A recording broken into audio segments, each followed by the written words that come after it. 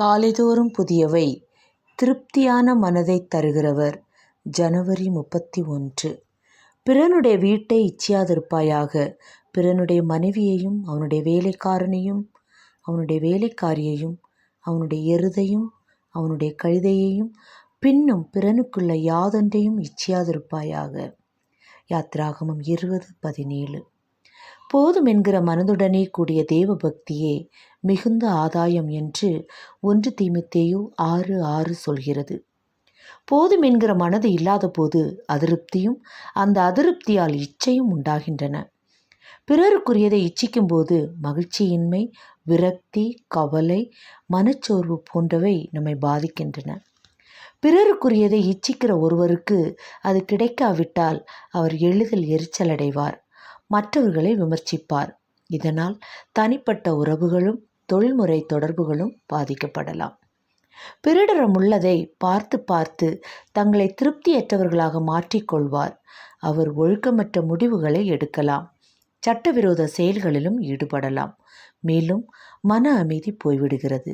அமைதியற்ற மனதால் சிறந்த படைப்பை உருவாக்க முடியாது. இன்னும் வேண்டும் என்கிற ஆசையில் எப்போதும் மூழ்கி கிடப்பதால் தற்போதைய மகிழ்ச்சியை அனுபவிக்க முடியாமல் போய்விடுகிறது. மன அழுத்தத்தால் உயர் இரத்த அழுத்தம், தலைவலி, செரிமான சிக்கல்கள் போன்ற உடல்நல பிரச்சனைகளும் உருவாகலாம். அதிருப்தியை நீக்கி இச்சையை எவ்வாறு ஜெயிக்கலாம்?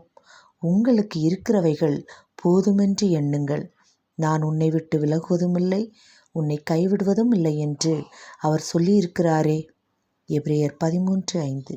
அடிமையாக பிறந்த புக்கர் டி வாஷிங்டன் தன்னை கல்வியால் உயர்த்தி கொண்டு பிறருக்கும் கல்வி அளிக்க டஸ்கீஜி நிறுவனத்தை ஆரம்பித்தார். அவரிடம் எந்த வசதிகளும் இல்லை, நிதி உதவியாளர்கள் இல்லை, சமூக அந்தஸ்தும் இல்லை. அவரை சுற்றியிருந்த பலரிடமும் செல்வமும் வசதிகளும் இருந்தன. அவர்களை பார்த்து அவர் பொறாமைப்படுவார் என்று பலர் நினைத்தனர். ஆனால் வாஷிங்டன் அவர்களுடைய நிலையை ஆசைப்படவில்லை. தன்னை எப்போதும் பாதிக்கப்பட்டவனாக பார்க்கும் ஒருவர் ஒருபோதும் சுதந்திரமடைய முடியாது என்று அவர் சொல்வார். பிறரிடம் உள்ளதை விரும்புவதற்கு பதிலாக தேவன் தனக்கு தந்திருந்த சிறிய வாய்ப்புகளை பயன்படுத்தி உழைப்பதே முக்கியம் என்று நம்பினார்.